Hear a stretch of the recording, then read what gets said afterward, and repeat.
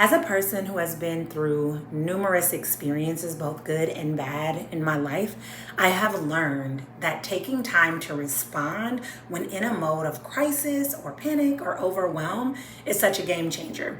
Many times when something happens, we operate from this place of needing to react. And so we're not strategic, we're not intentional, and typically we make choices that we often later come to regret. And so today I want to talk about a system developed by an amazing guy named Stuhlberg, who came up with a system called the 4 Ps, which will teach you to slow down and respond instead of react. And this is something that your future self will thank you for. So let's dive in and talk about it. So this 4-step method helps you to stay cool and calm and to better respond to challenges that may come up in your life. So when a challenge is first starting to rise, when you're first experiencing a challenge, the first step in the 4P model or process is to pause. When you take a deep breath and calm yourself, you put yourself in a regulated state. Instead of operating from a place of panic, you give yourself permission to pause and gather yourself. Also, in taking time to pause, you shift from reacting mode to responsive mode, allowing you to be more intentional, deliberate, and thoughtful in your next step. So that leads us to the second step, which is also the second P, which is to process. So in the processing step, what you're doing is you're getting in touch with the emotions and the feelings that are coming up, and you're labeling those feelings or emotions. So you may ask yourself, what is happening right now? Where am I noticing this in my body? What does this mean for me? And you may even use this step as an opportunity to affirm yourself and say something along the lines of, it's safe to sit in discomfort, or I'm doing the best that I can right here in this moment.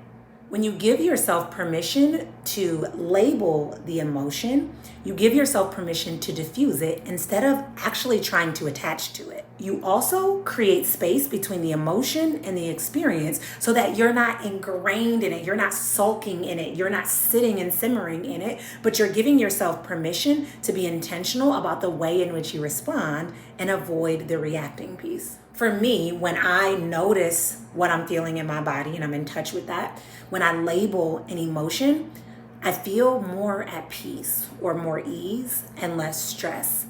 It also makes room for me to really feel like I can collect my thoughts, gather my thoughts, and really be intentional about the next step, which is to plan. So once you've collected yourself, you move into the next step, which is to plan.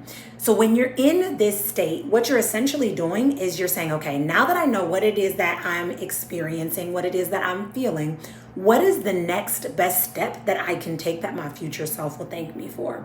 What is it that I need to make that decision? And what is it that I already have resource-wise that I can effectively leverage? For me, I feel like step number 3 is one of the parts of the process that can take the longest, but because you've done the foundational work, you've laid that groundwork, you can move into step 3 confidently, knowing that you have the skills and the resources and the know-how to make an effective plan. And then that leads us to step 4, right? Because you've laid that groundwork and because you have the confidence to effectively plan, the next step is to proceed. The only next best step is to actually take action on what it is that you have laid out. So as you can see, this is a simple 4-step process that you can walk through anytime a challenge comes up. And it may look like a miniature challenge, it may look like a medium challenge, it may look like a magnificent challenge that you can't overcome, but the more that you practice it, the more effective you become at it. And it just becomes a seamless process that you can always go to. And one of the things that actually had me buy into this process is when I was seeing a lot of personal development gurus talking about the continuous practice of this is much like flexing your muscles.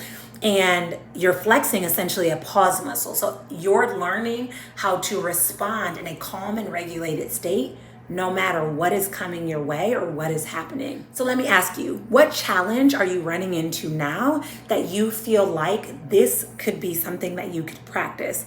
And as you reflect and contemplate on that, I invite you to start to embody this. It serves no one for you to listen to me and say, wow, that sounds interesting, or yeah, whatever, who knows if she knows what she's talking about. What really creates the shift is when you take this information And you don't just make it information, but you make it application, which creates the transformation. So I invite you to give this a try, and trust me when I say you'll be so grateful that you did. Rock today out. I'll check in and chat with you later.